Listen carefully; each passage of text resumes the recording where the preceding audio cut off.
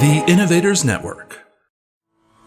Welcome to the Killer Innovation Show, the longest continuously produced podcast in history. Each week, Phil McKinney brings you the insights and strategies to amplify your creativity and innovation skills. Here's your host, Phil McKinney. Hello and welcome. I'm Phil McKinney. This week, we are reaching deep into the archive and bringing you one of our most downloaded shows. Enjoy.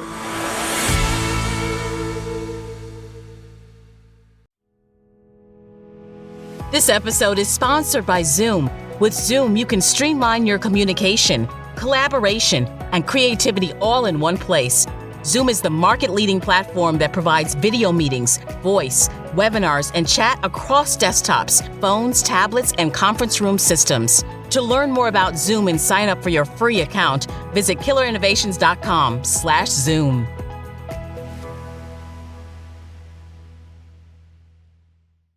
Welcome to Killer Innovations. I'm your host, Phil McKinney. We are on the road. We just wrapped up, in fact, teaching the 5-day innovation bootcamp course here in Silicon Valley.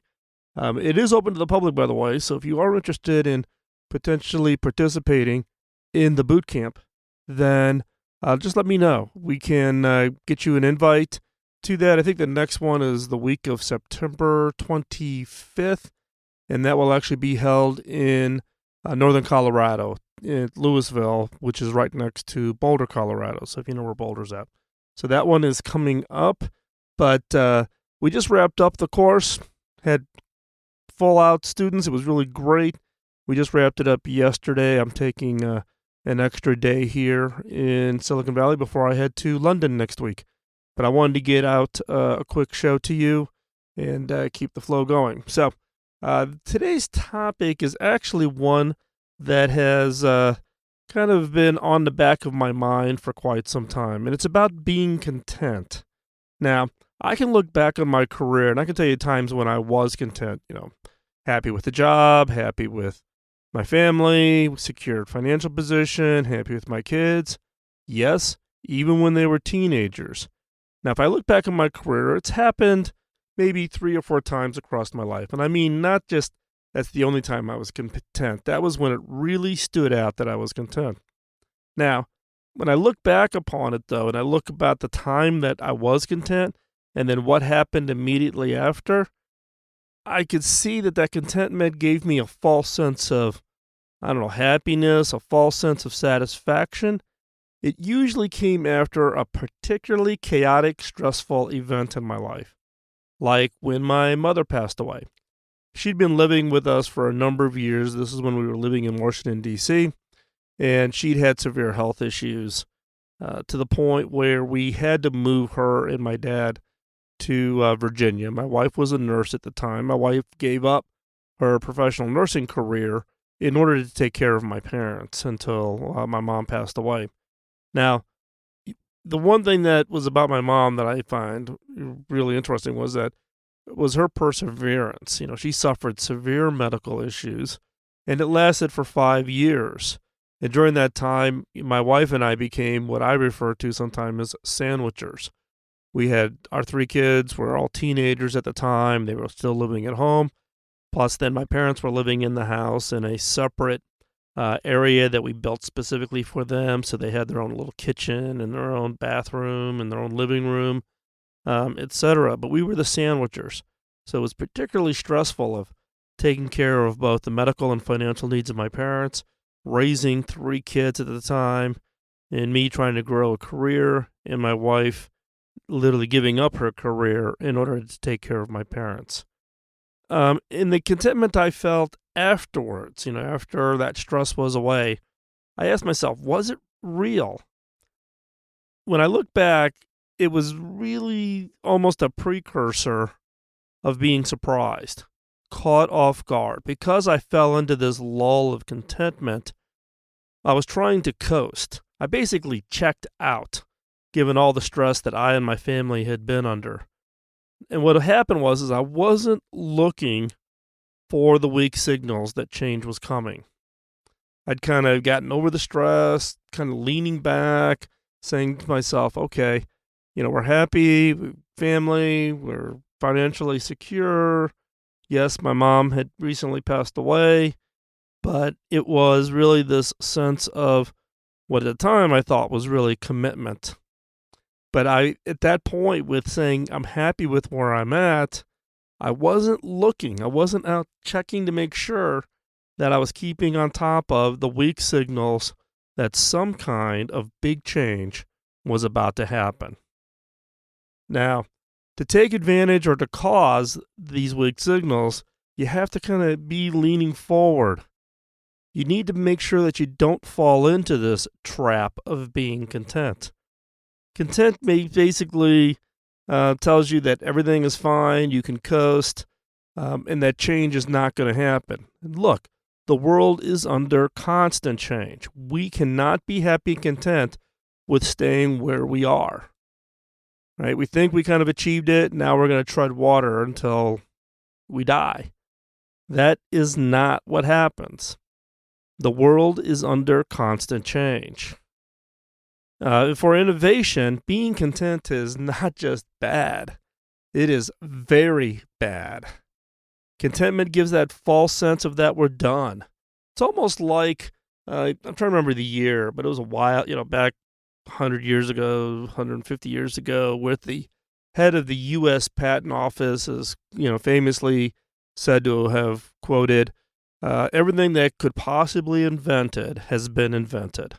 And so therefore we could be content and just kind of coast. And that's not the case. If you look at the amount of change, the amount of technology, the amount the world is changing, society is changing, everything around us is changing. So being content is bad for innovation, and not just bad, it is unbelievably bad for driving innovation. Because contentment, again, gives you that false sense that we're done. And we are never done. There's always more work to be done in order to continue to address those problems and opportunities. Now, what happens when we fall into, this contentment? And that is we almost talk ourselves into it. This contentment is giving us this sense that, hey, everything is great. Everything can be, has all been put together. We're kind of in the right place. Our kids are great. Our families are great. Our financial position is great. We would be happy if everything right now could just stay the same. And when you fall into that trap of contentment, then we literally talk ourselves into not rocking the boat. Everything is great. Be happy. Just coast. Everything is perfect. Well, if you're careful about not doing anything to upset or make changes, then you can maintain this sense of contentment. And in my book, that kind of language, like don't rock the boat, everything is great, be happy, it sure sounds like an innovation antibody to me. And it actually falls into a type of antibody that I talk about in my book, Beyond the Obvious, around having that sense of a feeling of this contentment, of this satisfaction, of this no change type of antibody. As we talked about in the book, there are 4 types of antibodies. You yourself can be your own form of, quote, no change kind of antibody. These are the antibodies in an organization where companies like having really great quarterly results, having really great employee satisfaction, customers are happy, everything's rocking and rolling. So these are the antibodies that will push back on any innovation, any idea by saying, whoa, everything's great. Why are you rocking the boat? Come on, let's just keep doing what we're doing. We're king of the hill. Let's not screw it up by doing something that actually pushes us in the wrong direction. And we can talk ourselves into doing that exact same thing in our own personal life through this feeling of contentment. Now, contentment and happiness and satisfaction are all great feelings. But when we extend that contentment into this feeling of, I want to protect this feeling, and I want to do everything in my power to maintain this feeling, then we put blinders on. We overlook the weak signals that change is about to come in and totally disrupt. And when I went back and I was looking at those the times when I was contentment, those 3 or 4 times in my entire career, and I look at what happened, I fell into this feeling of contentment. I missed the weak signal, and it totally took away any contentment I had because the whole world changed, whether it was, stock market crashes or total big shifts in the industries I was involved in, whatever it was. But that it always seemed to immediately follow after I fell into this trap of contentment because I stopped looking. I did the lean back. World is great. Let's not upset the apple cart. Let's not push any change. Everything is hunky-dory. Don't make any changes. And as soon as you do that, my experience has been, and I look back on history here, that's when I got smacked. That's when I stumbled. That's when I fell.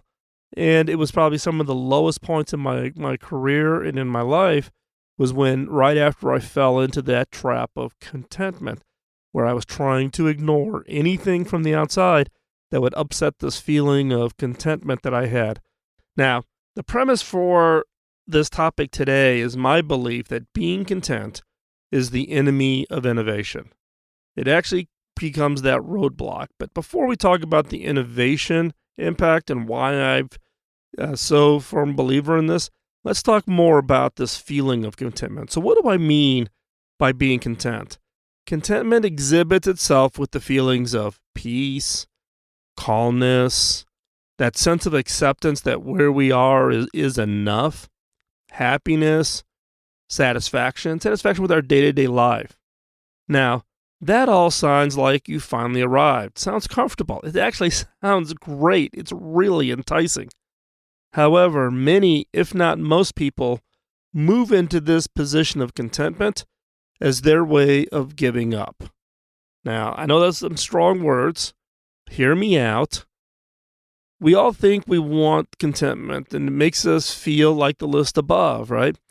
So we take steps to avoid anything that will take that feeling away. So if we've fallen into this trap of contentment, this peace, this calmness, this sense of acceptance, happiness, we will do almost anything to protect that sense of contentment.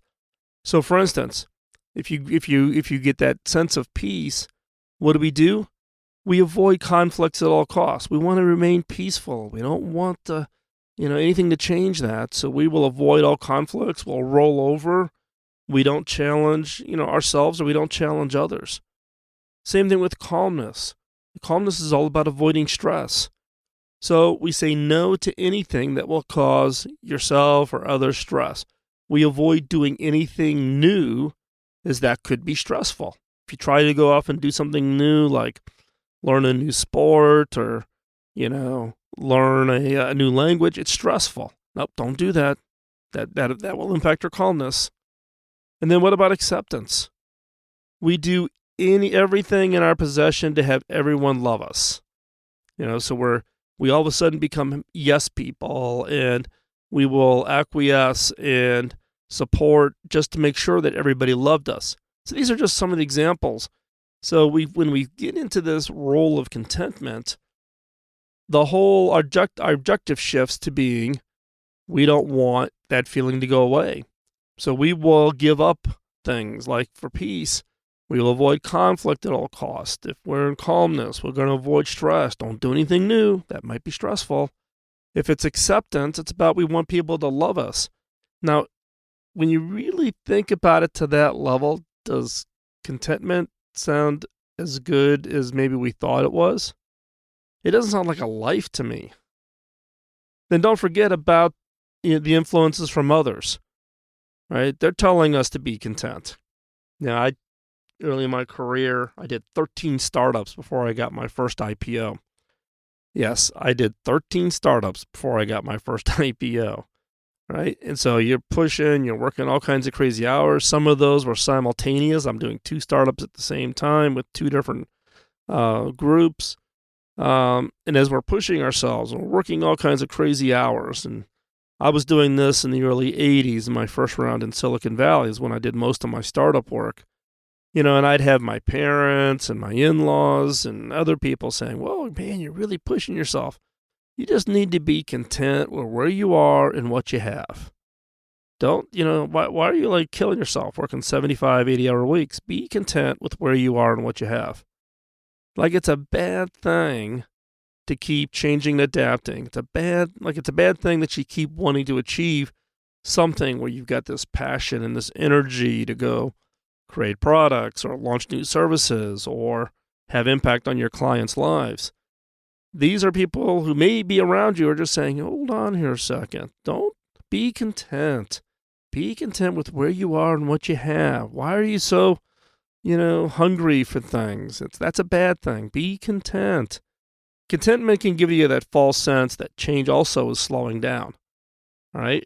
You get into this role of contentment, you almost put blinders on, like change is, you're not seeing the change. When in fact, change is accelerating, which requires then that we all have to pick up the pace.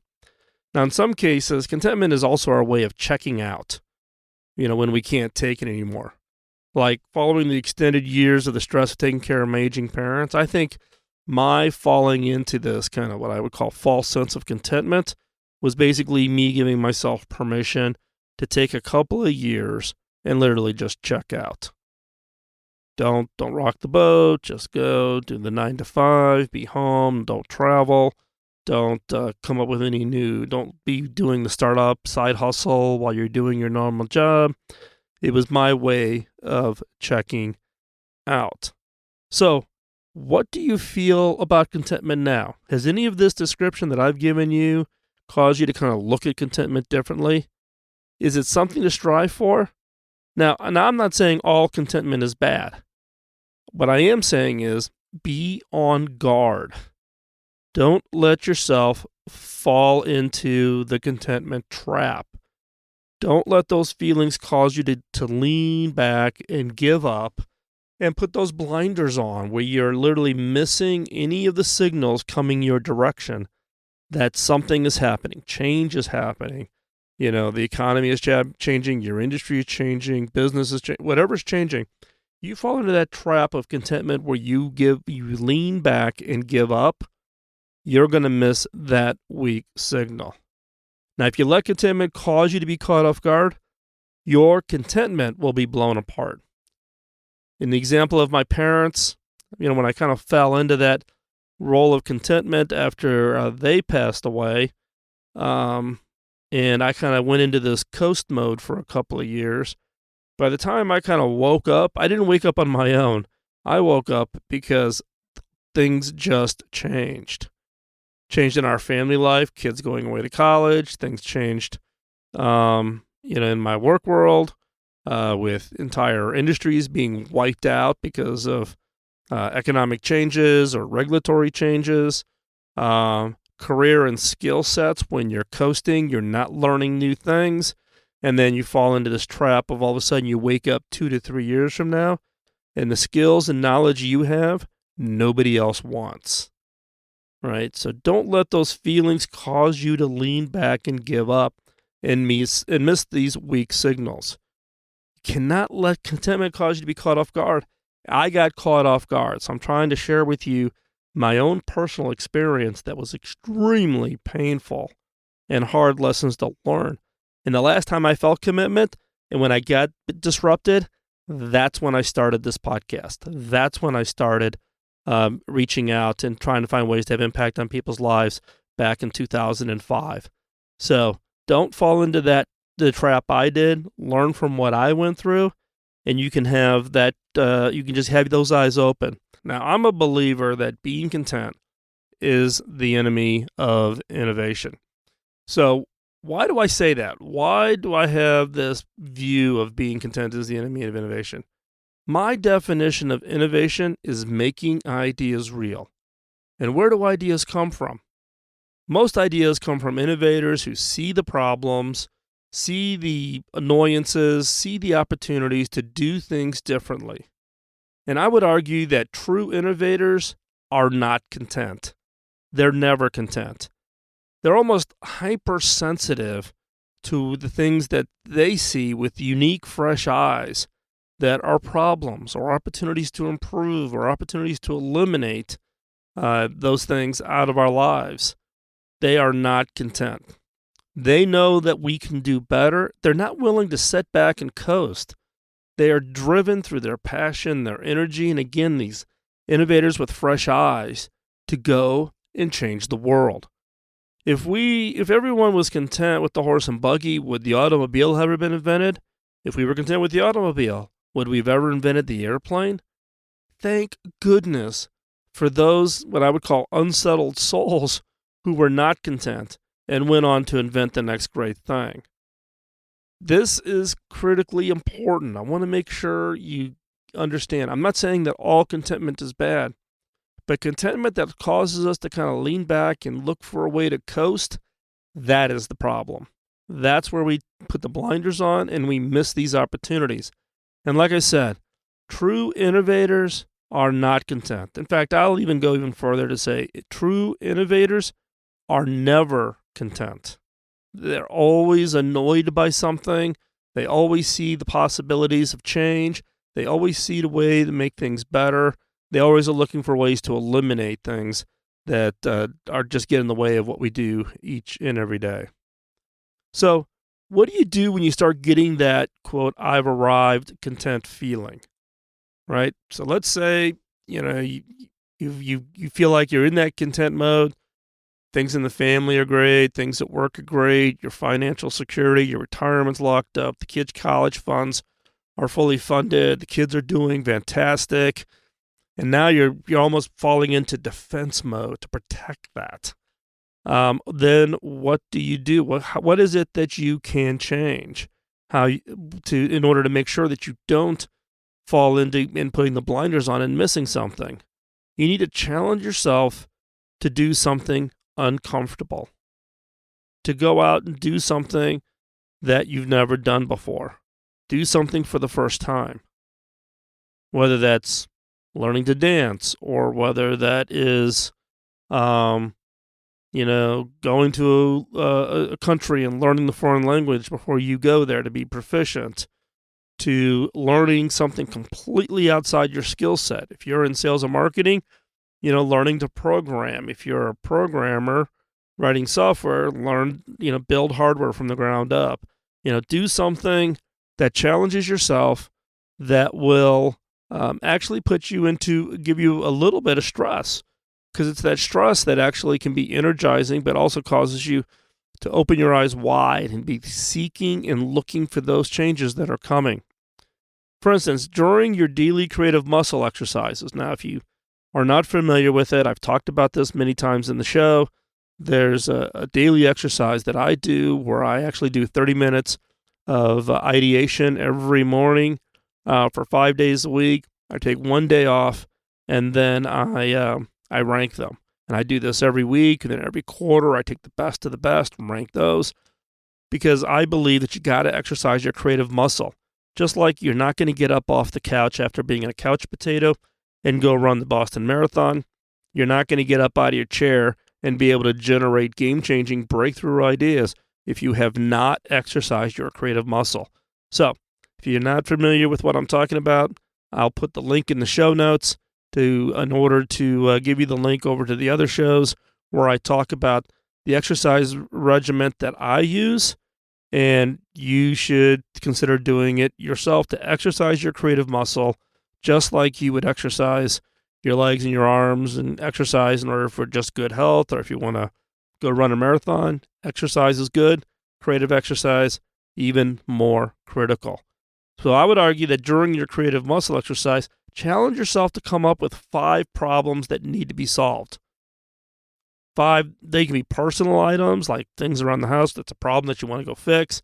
It could be in your community. I actually did a whole series of ideation exercises around trash pickup and recycling in Silicon Valley. It was just one thing that I just kind of got hooked on and was brainstorming a whole bunch of ideas. It could be 5 problems at your job, and ideate and create ideas to solve that problem. Could be for the nonprofit you're passionate about. My wife and I and my kids, we run two nonprofits, hackingautism.org and Pioneer Education Africa.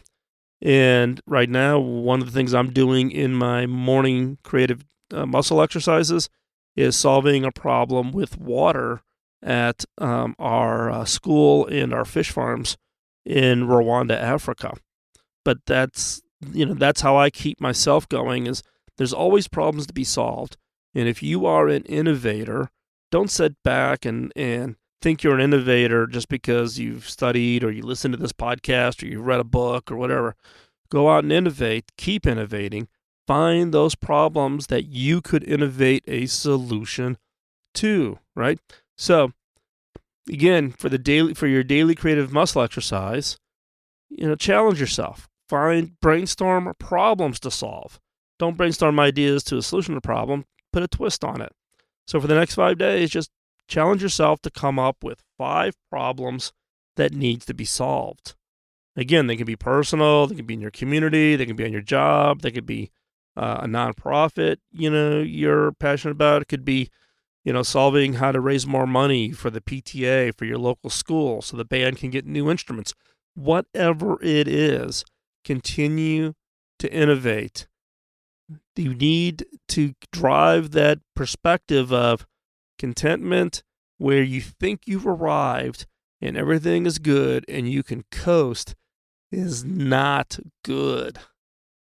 All right? Contentment of just being happy with what you get is different. Contentment with what you have and therefore trying to coast and hold your current position, you will not hold that position because things are changing and they're changing at a faster pace. There are literally hundreds, more like thousands of problems or opportunities we come across every day that we could innovate a solution for if we would just open our eyes. If we had fresh eyes, if we looked at problems that we tend to walk past. If you drive the exact same way it would work every day, you walk the sidewalks the exact same way to drop or pick up your kids at school. We always go to the same 3 restaurants. We always go travel vacations to the same places multiple times. We fall into the rut and we lose our fresh eyes. So getting out there and looking at those hundreds or thousands of problems or opportunities we come across every day and regain our fresh eyes. Go a different way, travel a different way, do something that causes you to look at those opportunities differently. Don't sit back and be content. Lean forward and innovate. Why? The world would be a better place because of what you do.